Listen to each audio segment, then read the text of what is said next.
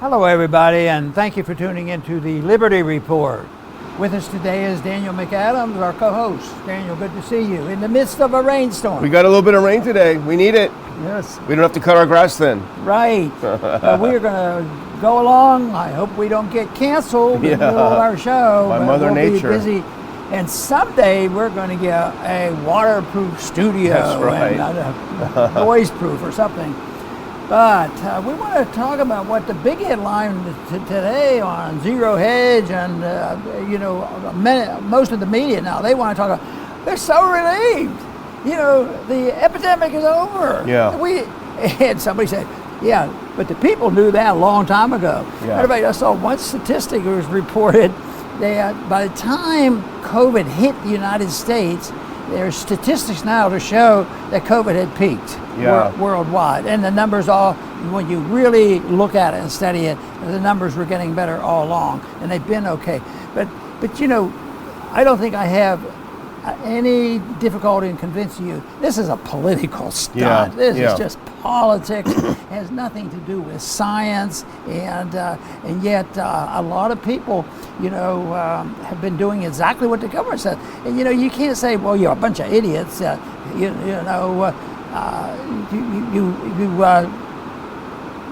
obviously have respect for the government. We've been taught to have respect.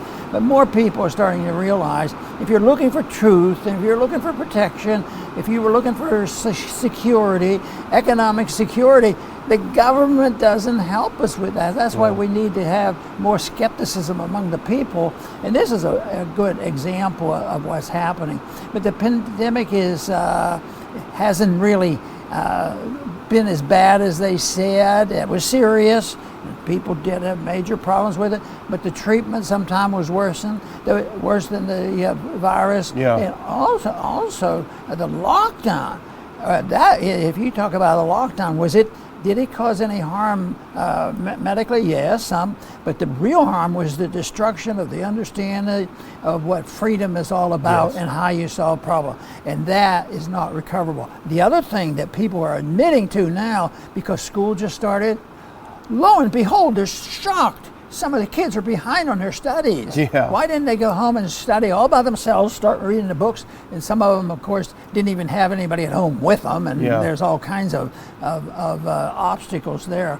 But in a way, it's sort of good news, but it's not news. It's sort of a capitulation that he's responding. This is my opinion. He's responding to the people's attitude, and they've been ahead of certainly the far left and Biden, because they haven't believed a lot of this anyway. Yeah. So this is a capitulation that the doctors who were talking about science and got canceled for it, they still have not been reimbursed for all their pain and suffering, and probably won't be. But this to me is a we can find some good things of it, but it's sort of a backward way of finding some good.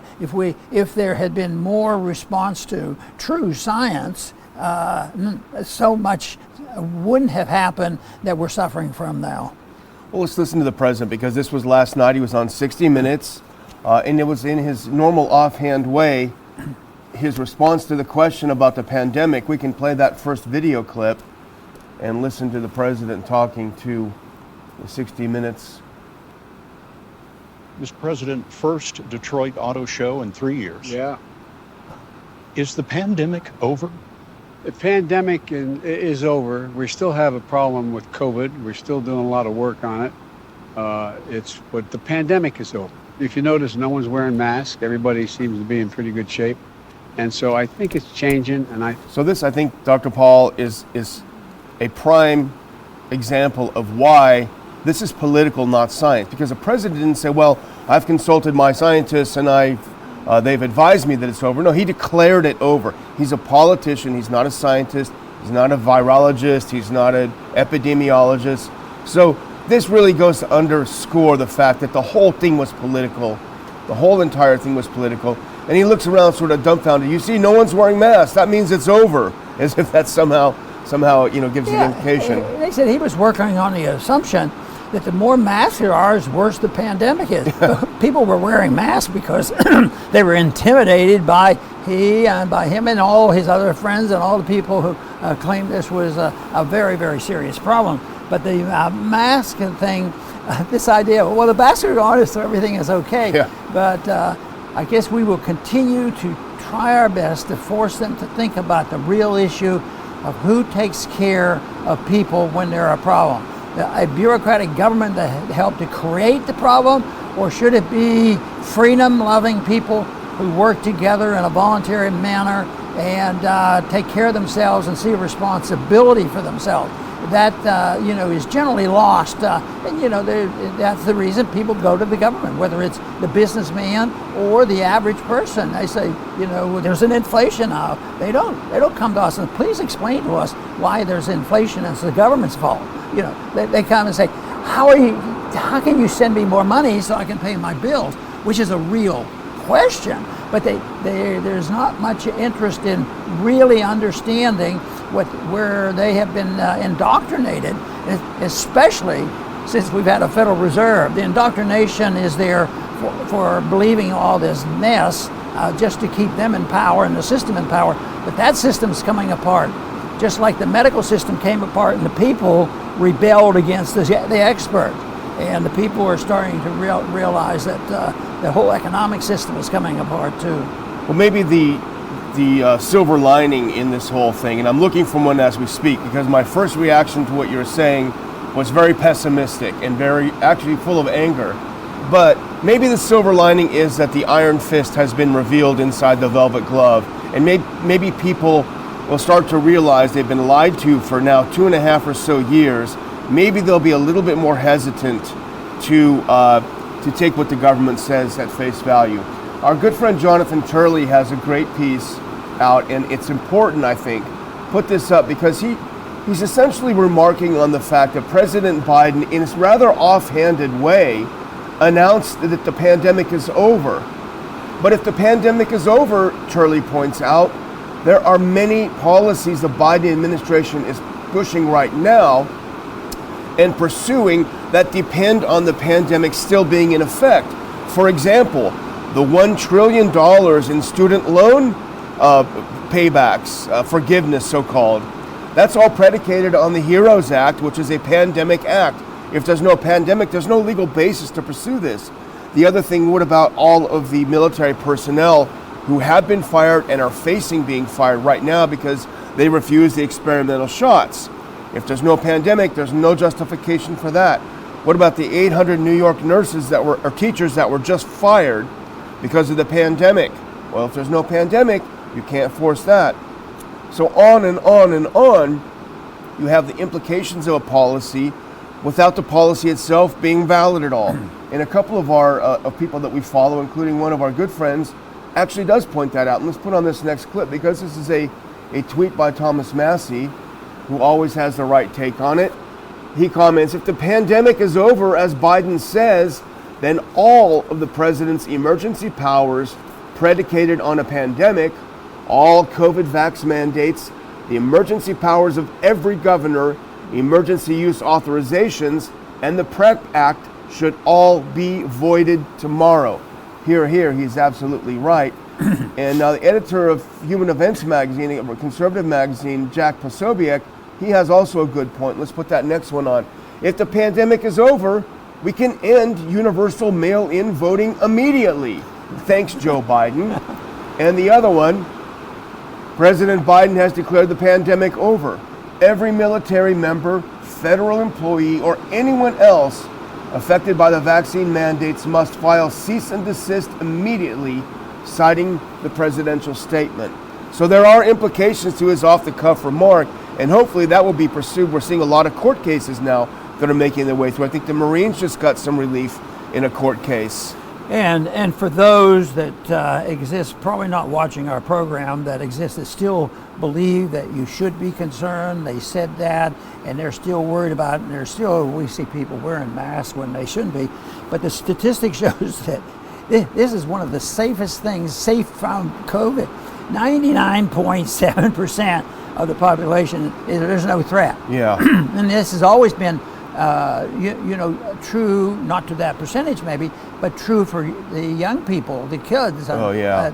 And even at the height of the fear, the kids were even safe then. But now they've already manufactured the vaccine. Yeah. They're sitting around because there'll be another, maybe, it helps flu too. Yeah. So maybe we'll start doing that. And they have, there's no reason for these vaccines. Now we're starting to see the numbers come in that, and I'll bet, we've talked about this, I bet when it's settled, you're going to see more severe complications from the vaccines than you're going to see from the COVID. The COVID obviously has been very tough on some people, but I'll tell you what, the statistics are growing because just like at the beginning, they had to manufacture statistics that made it look like it was much worse than ever.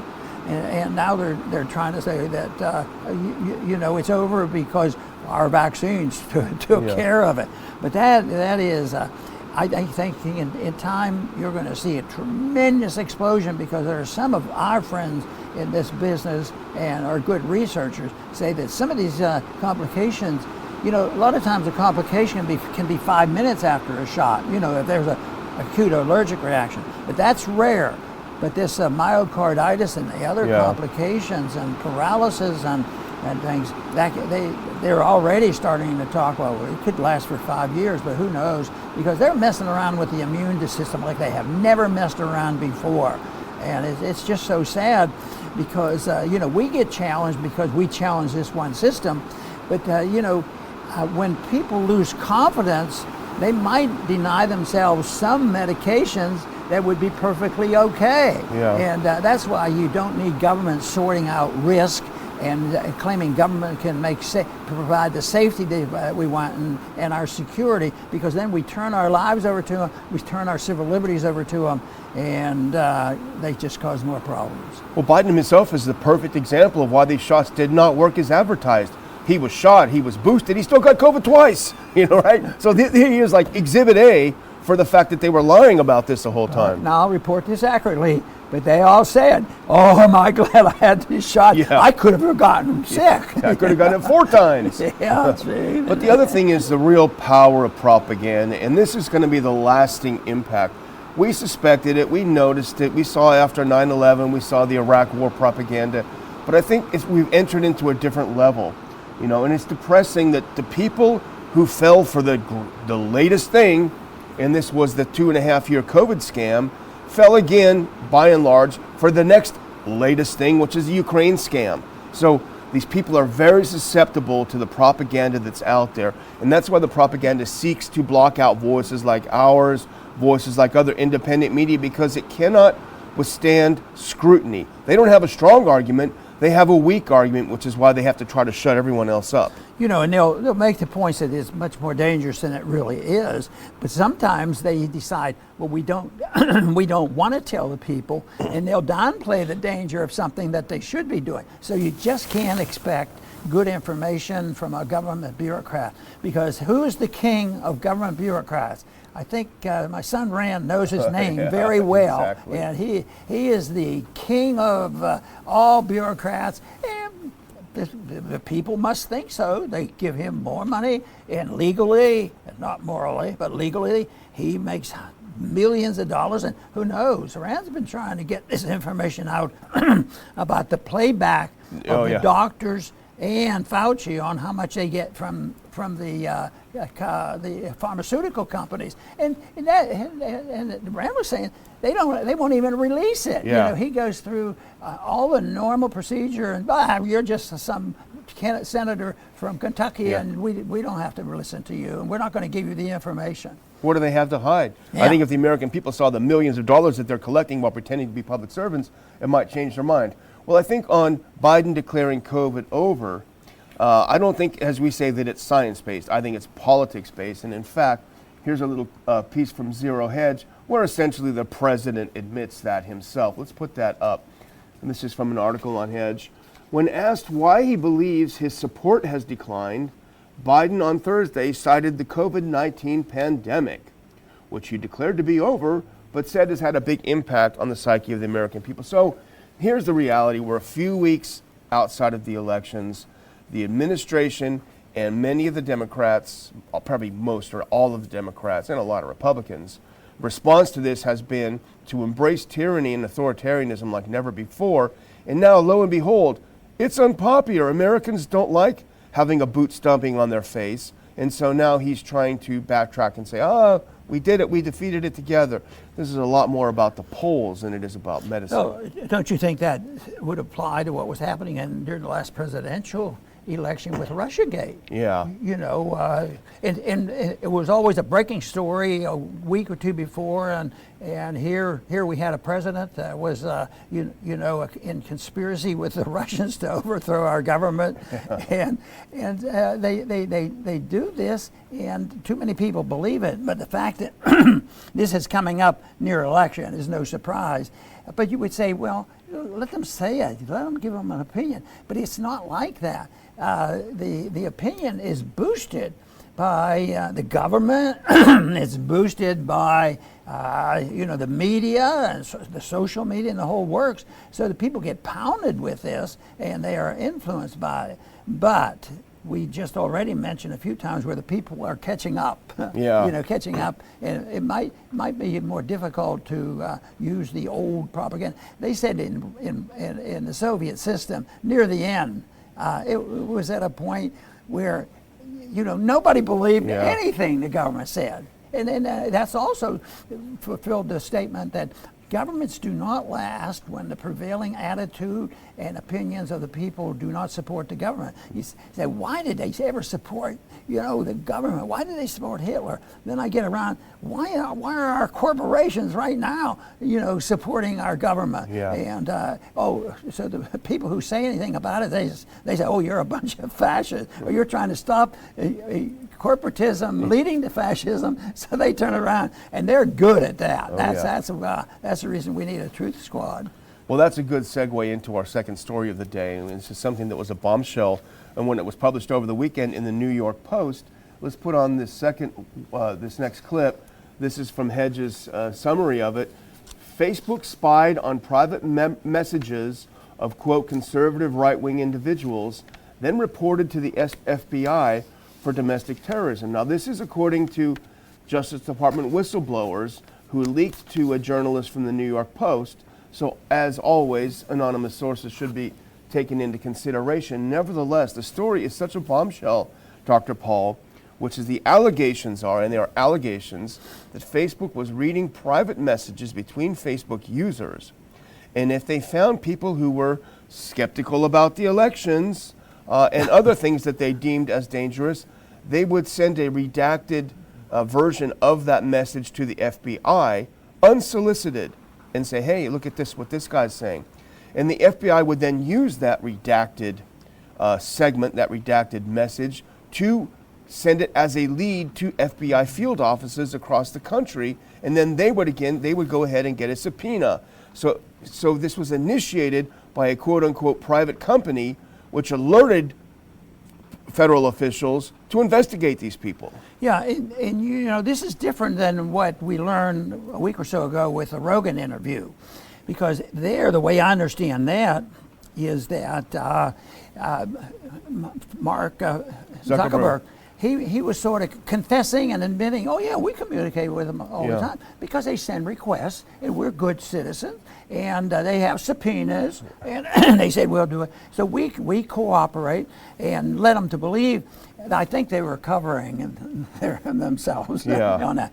But this goes one step further. They created the information. Yeah. And, I was get in with you, but it might be a little bit of truth to it, that the government, pressures and blackmails private corporations like social media because they get money and all the regulation and get what they want. But here it is. It started with the social media. Yeah. I said, that means the social media is taking over the government. They go say, oh, look what we find. This is a little warning here. Go ahead and get them. And, okay, well, I guess we better get a subpoena. So they take it and they use that as an excuse. It's amazing. For getting the subpoena. Well, put on that next clip because this explains it exactly. what happened. This is from the Post article. Once flagged, the private messages are farmed out as leads to FBI field offices around the country, which will then reach out to the U.S. Attorney's Office to legally obtain the private conversations they had already been shown. As soon as a subpoena was requested, within an hour, Facebook sent back gigabytes of data and photos. It was ready to go. They were just waiting for that legal process so they could send it, said one source. So this, as you point out, this goes beyond. This goes into collusion. This goes to Facebook acting as an agent of federal government. That is right. It's sort of coming together, isn't it? Yeah. And if you say one word of what it really is, you'll get accused because you've identified it. They'll accuse you of participating in it.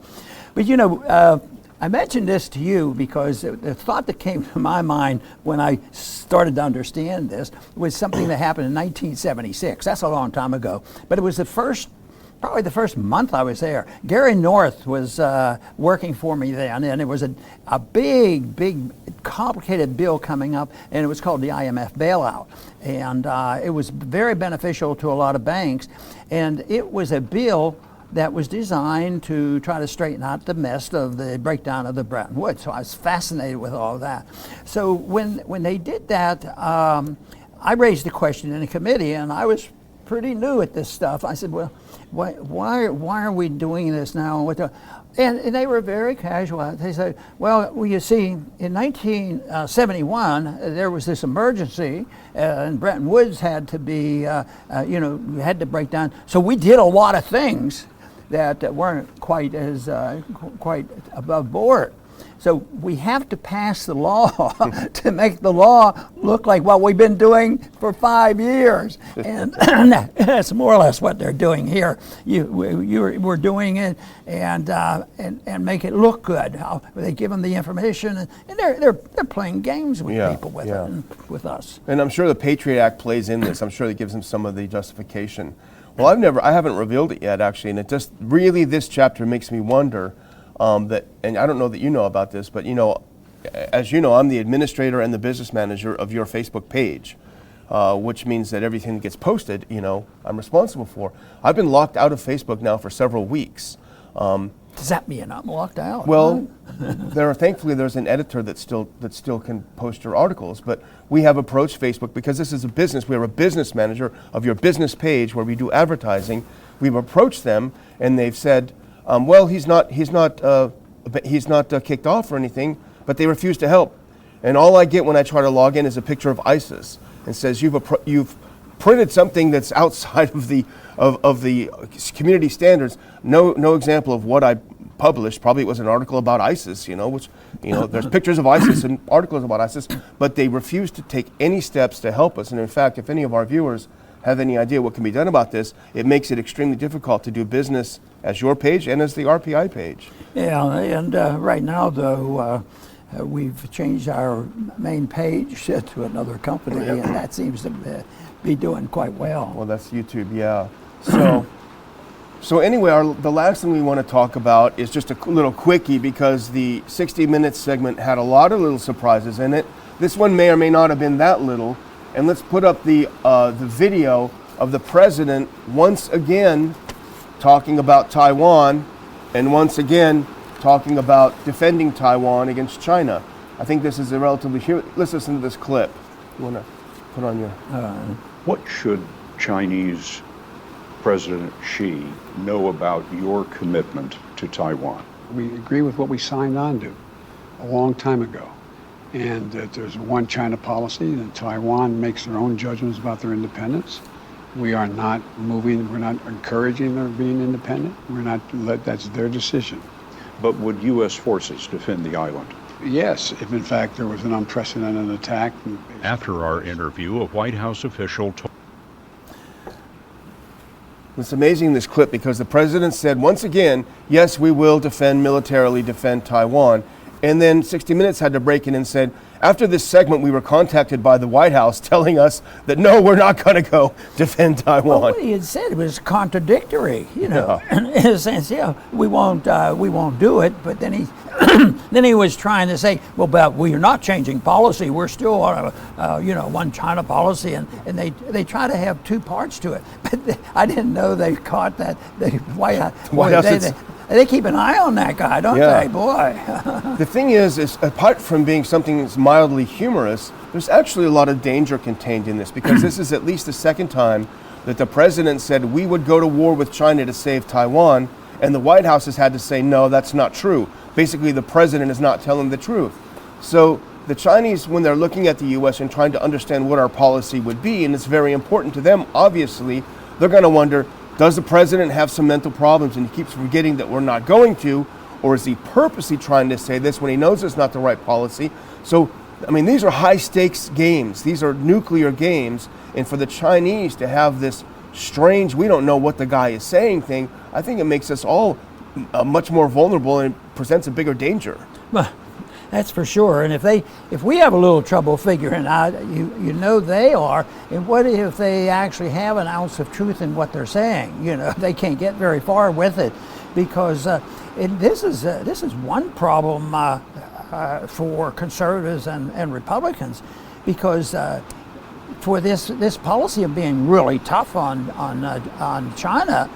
There's a lot of Republicans that support that, and they come out for this and take that position. So it's that empire mentality, it's the military-industrial complex mentality, and it's that non-intervention is a sin.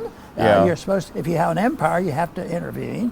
And the older the empire and the poorer the empire, and the more they extend themselves and the more debt they have, the weaker the empire gets. And we're in the midst of that just beginning. So there's going to be lots of fireworks yet. They won't be the kind of fireworks everybody enjoys on the 4th of July. Exactly. Well, I'm going to close out with a great announcement, in my opinion. Put up that last clip right when the rain starts.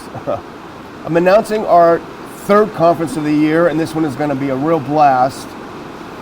This is going to be held in Lake Jackson, Texas. We know where that is, Dr. Paul. It's called Shut Up, Cancel Culture and the War on Speech. Now, this is a conference that we scheduled back in 2020, and obviously we had to shut up ourselves. We're bringing it back. We're talking about all the things that Dr. Paul has been talking about: the cancel culture, the culture of Marxists, the attacks on free speech, the violence against people who say things that some people disagree with. It's going to be a great lineup. Lake Jackson, November 5th. There is a link in this description that tells you a lot more about the conference and how to get tickets. Low price tickets. We're going to have a great time. So get yours today. Even without announcing it, we sold quite a few already over the weekend, Dr. Paul. Well, this is a very important issue, because I consider the First Amendment as key. You can't pick and choose one only, because somebody will say, well, you don't believe in the second. But you can. You can believe in the first and tie them in, even to the second, is that if you're being challenged there, if you can't talk about it and present facts without being canceled and lose your platform and use your ability and have your books burned, I mean, literally that is happening. They don't have a fire outside, but eliminating certain books, and that's very common. Because if you want to put in the really, really bad books, you got to get rid of the books that they don't like. So the First Amendment is key, and we do have some great people on that. And besides, we have some, and we're going to have more, individuals who have been considered left-wing, progressives, and they had good principles based on civil liberties, and also on foreign policy of not going to war carelessly. So I think it's an opportunity, and I hope we bring a few of those to our conference this time, because we don't mind a challenge to people who would like to learn more about non-interventionism. And so many will write us off by saying, oh, you're a bunch of isolationists, you don't want to deal with the world. But if you want to see the difference between, non-intervention, isolationism, it's very important that you understand the First Amendment and the foreign policy of non-intervention, because that's bringing people together. We actually are so old-fashioned that we believe in trading with people. That's like talking to your neighbor and instead of using it as weapons. And believe me, unfortunately, the moves in the last couple of years has been in the wrong direction. We have trade wars going on, sanction wars going on, and the Republicans aren't innocent bystanders on that issue. So hopefully we get a nice crowd out there and talk about the very principles that were emphasized by our founders when they gave us the Constitution. I want to thank everybody for tuning in today. Come back soon.